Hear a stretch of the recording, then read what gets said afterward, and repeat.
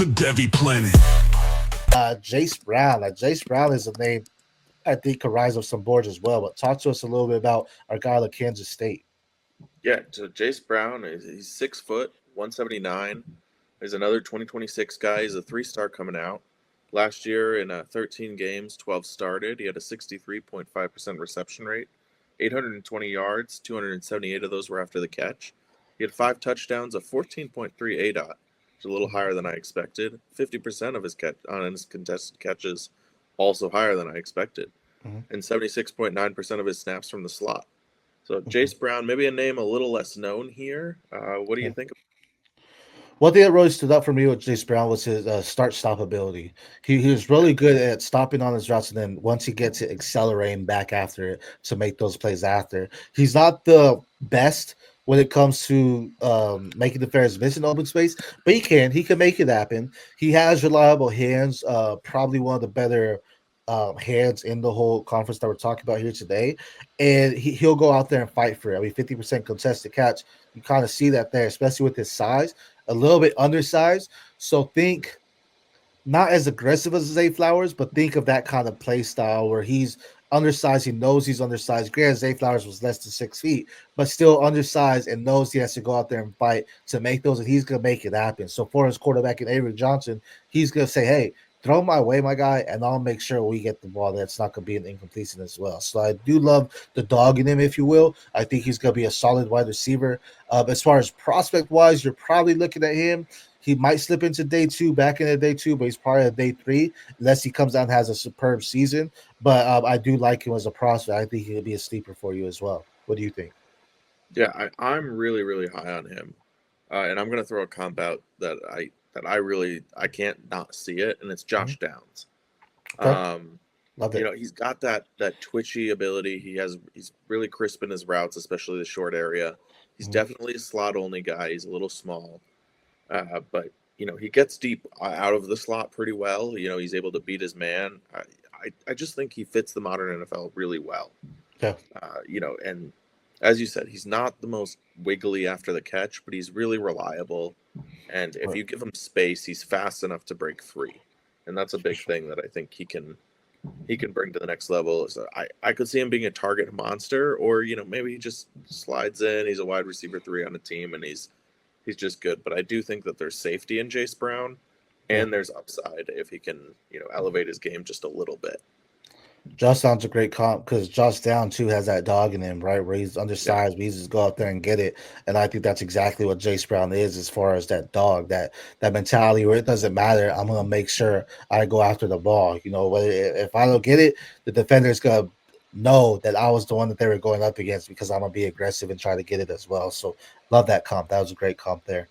Now we talked about 2 smaller guys here. This next guy, we're at BYU wide receiver Chase Roberts. Now, again, the more and more I watch this kid on tape, the more and more I'm like, okay, I actually see this kid has some game here. But talk to us a little bit about Chase Roberts here.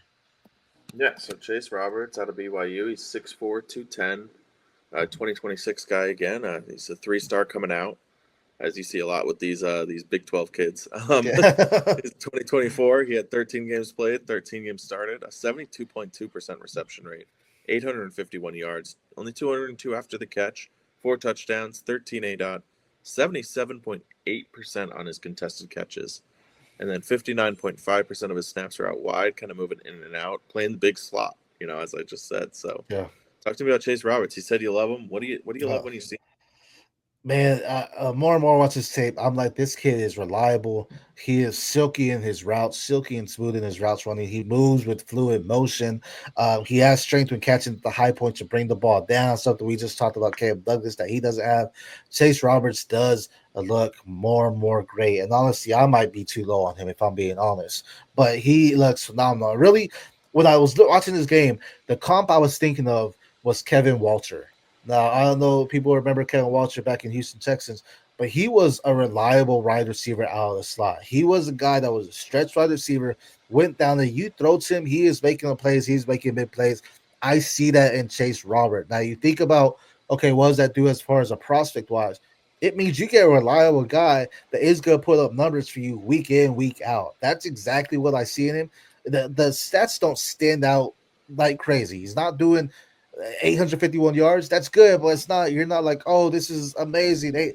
202 yards after a catch. Oh, he doesn't need to do all that in the open space because he's just getting down the field and making some big plays happen. 13A that he's going deep and he's making big plays happen. And he again, the reliable hands and just so silky in his routes, man.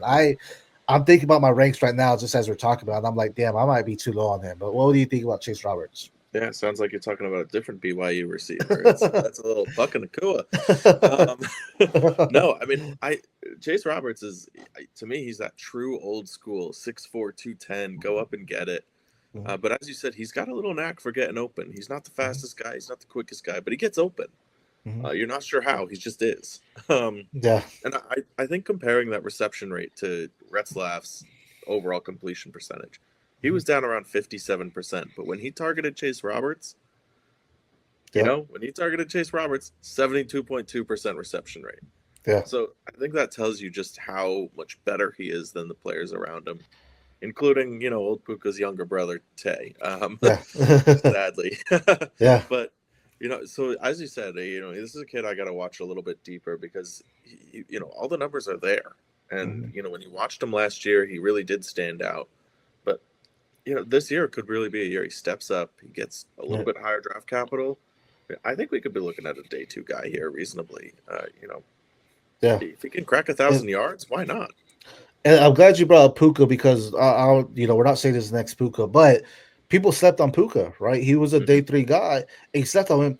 Now you can't even trade the first for Puka Nakua straight up. That's but that's the value he has. Granted, capital or team landing spot matters. He went into a perfect fit in the Rams and everything like that. So does Jayce Roberts follow those same steps? Who's to say? But let's say he goes to a team that desperately needs that, right? You look at a team like the Texans that need a slot guy. I know they got Noel, but what if that doesn't pan on? He goes out there and again, my Kevin Walter comp. He is someone that just can be that guy, that reliable hands in the middle to really stretch and open the field up even more for the guys on the outside. So absolutely love him. I'm going to be watching him closely this season, see what he can do. Him and Jake, I think the sky's the limit for them. They could go beyond that. It's outer space. We're in the Devy planet. So this is an opportunity for them to actually really step up and get to that planet there for them. But absolutely love him. Now, I think if we're